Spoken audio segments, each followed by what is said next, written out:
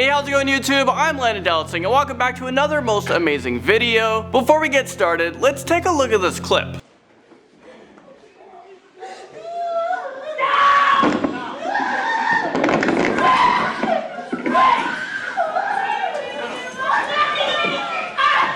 This was a clip of a convict who absolutely lost control when the judge sentenced him. If this seems interesting to you and you want to see more people freaking out, you guys should click right over here. This video has around 15 million views and it's of convicts freaking out in the courtroom after getting a life sentence. And trust me, you won't be disappointed. We've done about 3 parts by now and the freakouts are insane. Alright, so the USA is the only country in the world that sentences children to life without the possibility of parole. Is it wrong? I don't know. Let me know what you guys think of this in the comment section below. Although there are some countries that handle life sentences for juveniles who are tried as an adult, but those cases are always subject to review because they believe that these kids can be reformed. It is estimated that approximately 10,000 Americans are serving life sentences for crimes that they committed when they're under the age of 18 years old. So you know what, let's take a look at some of these harsh sentences as I give you the top 10 longest life sentences given to teens. Starting off this dark list, in at number 10, we have Brian Lee Draper. Let me take you guys back to the night of September 22nd, 2006,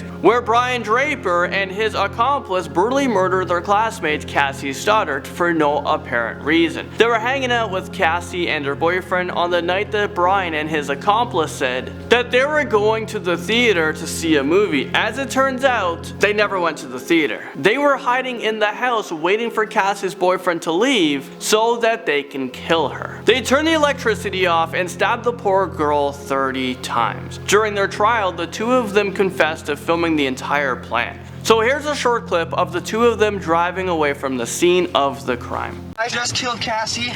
We just left her house. This is not a joke. I'm shaking. I stabbed her in the throat and I saw her lifeless body just disappear. Dude, I just killed Cassie. How sick and morbid is this? It just seems like they're so proud of what they've just done. Well, they were quickly picked up and interrogated and they were arrested because their fake alibi fell through and they were sentenced to life in prison without the possibility of parole. Keep in mind that they were only 16 when they decided to brutally murder their friend. John Silva stabs his way onto this list at number 9. He was only 15 years old when he was convicted of first-degree murder after he strangled a 12-year-old boy and dumped his body in a septic tank. He was convicted of first-degree murder, and when he was sentenced to life in prison without parole, he didn't show any emotions. If he was an adult, he could have faced the death penalty because he even admitted to kidnapping his friend, forcing him to go to the woods, and then suffocating him to death. What a brutal crime. Even though he admitted to doing all of that, he never explained why he did it. So yeah, this guy sounds like a serial killer in the making. The police even found a note at the scene of the crime, and on that note it said list to prepare Jerry, and on the note it said strip to underwear, tie hands, gag and cover eyes. And like I said, he's a serial killer in the making, so maybe it's a good thing that he's gonna be behind bars for the rest of his life because the world's gonna be a much safer place. Number 8 takes us to Joshua Phillips. He was convicted of life in prison without parole back in July of 1999, and that's after he murdered his 8-year-old neighbor when he was just 14 years old. He strangled, bludgeoned, and stabbed Maddie Clifton to death. He stuffed her lifeless body underneath his waterbed, but she wouldn't stay hidden for long. Joshua's mother came into his room days after the murder and found the dead body, which led him to confess to this murder. He said that they were playing basketball outside and he accidentally hit her on the head with his bat. He said he panicked and then killed her because he was scared of what his father would think. And I don't know, it seems like you killed her because you are a psychopath. This was no accident. Here's a clip of Joshua that was filmed 1 decade after the murder. Kept going like, all right, well, maybe I did deserve to be here. Maybe I deserve too much time. Maybe I deserve to die in prison. And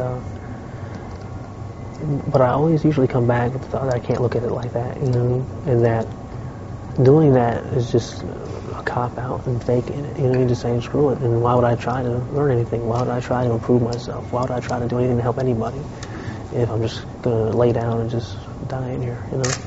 Even though he might seem like he has changed, I feel like he is a textbook psychopath who knows the right things to say in order to look like a victim. The youngest American citizen to be sentenced to life in prison makes their way onto this list at number 7. I'm talking about the notorious Lionel Tate, who was just 13 years old when he was convicted of first-degree murder. To be the case, incarceration for your natural life.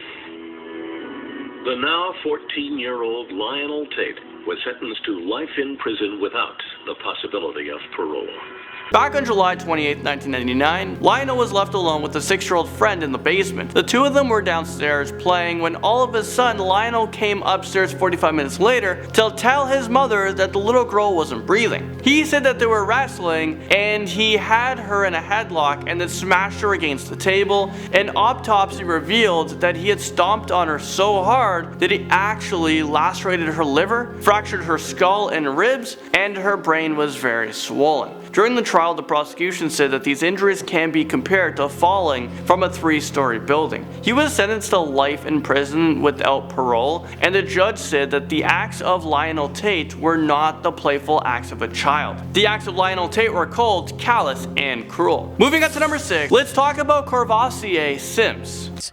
A judge sentenced 17-year-old Courvoisier Sims to 70 to 120 years in prison after pleading guilty to 2 counts of second-degree murder and use of a weapon in their deaths. Alright, I have to ask, is this real life right now? 70 to 120 years? I know that sounds insane, but I think the sentencing, it kind of fits this crime. He was only 15 years old when he shot 2 teenagers, ages 17 and 18 years old, while he was attempting to buy a gun off of them. It was decided that he'd be tried as an adult because he was involved in armed robberies and 2 homicides. Oh, and he was on probation during the murders for other crimes that he committed in the past. What? So yeah, I think it's safe to say that he is a repeat offender and he will most likely die behind bars because I don't think a parole board will ever grant him probation. At least I'm really hoping they don't. Rodrigo Caballero crawls onto this dark list at number 5. Rodrigo Caballero was sentenced to 110 years in prison when he was 16 years old, and he didn't even kill anyone. So how is this possible? Well, the 16-year-old fired several gunshots at 3 other teenagers, where one of them suffered from a non-fatal but serious injury. He was convicted of 3 counts of attempted murder, and each of those charges, they come with a minimum 15-year to life. And the judge also handed him special enhancements onto his sentencing for firing a gun belonging to a gang and greatly injuring one of the victims. When you add up all of these charges, you get 110 years. So technically, he isn't sentenced to life to prison without parole. He will be eligible for parole when he's 126 years old, but most likely he is going to be dead before he makes it to his parole hearing. Up next, number 4, we have Gregory Brooks. He was 19 years old when he pleaded guilty to abducting and killing the parents of a former talk show host. Gregory Brooks and his accomplices beat them, stole $50, a rifle, jewelry, and other items, then they locked the couple in a closet. Later, one of the accomplices said he would return to the house to finish them off. The judge gave him 60 years for each of the 2 counts of murder and robbery charges, and just moments after he was sentenced to 120 years, his father told reporters that despite his son having a good, supportive upbringing, he was influenced by gang members with negative motives. Could you imagine being sentenced to 120 years in maximum prison at such a young age? Your whole life is just gone. He will literally die and rot behind bars for the rest of his life because of one stupid night. Moving up this list, at number 3, we're talking about Eddie Devine. This case is pretty intense, so prepare yourselves. He was only 13 years old at the time when him and his friend forced a woman into a car where they drove around for hours while they tortured and violated her with an ice pick. Thankfully, the woman was able to escape when the teenager stopped for gas, but she will be scarred for the rest of her life. Eddie Devine pleaded guilty to 2 counts of armed carjacking, 3 counts of armed robbery, 3 counts of kidnapping, and 2 counts of sexual battery. This kid isn't even old enough to go around the block by himself, and he's already committing all of these horrible crimes. To make things even worse, he told police that he was armed with a knife and he threatened to kill the woman before they stole her SUV. I'm pretty sure when I was 13, I was collecting Pokemon cards. I wasn't going around committing all these crimes. Eddie Devine did not get off lightly. He was sentenced to a total of 130 years in prison. Kenneth Young sneaks onto this list at number 2. He was only 14 years old when his mother's drug dealer forced him to get involved in a series of armed robberies. During one heist, Kenneth was caught, convicted, and sentenced to 4 consecutive life sentences. So basically, he was sentenced to be thrown behind bars without ever having a chance of being released, and he didn't even injure or kill anyone. Let's hear from Kenneth Young. Kenneth Young. First and foremost, Your Honor, I want to take the time out and say I take full responsibility for my actions and my role in these crimes. I have lived with regret every day as a civilized human being for these crimes.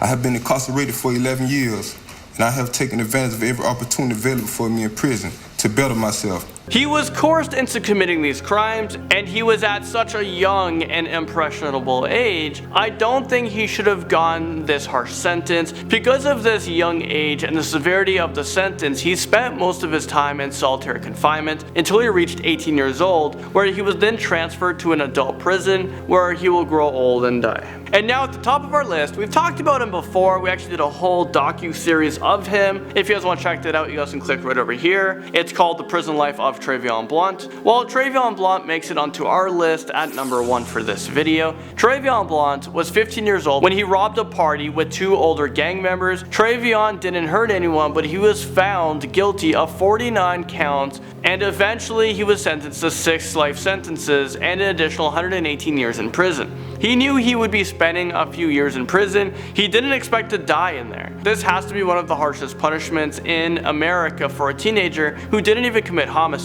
Oh, and his accomplice, well, they only served 10 to 13 years in prison. I don't understand how this was even possible. Out of the 3 of them, Trayvon was the least involved, but he got the most time. After spending some time in prison, Trayvon finally got a glimpse of hope. Received much lighter sentences. Governor Bob McDonnell reduced Blount's sentence to 40 years, and today, Governor Terry McAuliffe cut it down to 14. I mean, what the heck? His sentence was reduced from 6 life sentences plus 118 years to just 14 years. This makes me wonder what the heck was wrong with the original judge. I think his license should be put into question because I have no idea what was going through his mind. Maybe he was severely power tripping that day. He was just so pissed off. He's like, I'm giving you life plus life plus life plus life plus life and plus life, and if that's not enough, plus 118 years, just in case. Well, there you guys have it. You guys made it to the end of this video. Thank you guys so much for watching, and I'll see you guys all in the next one.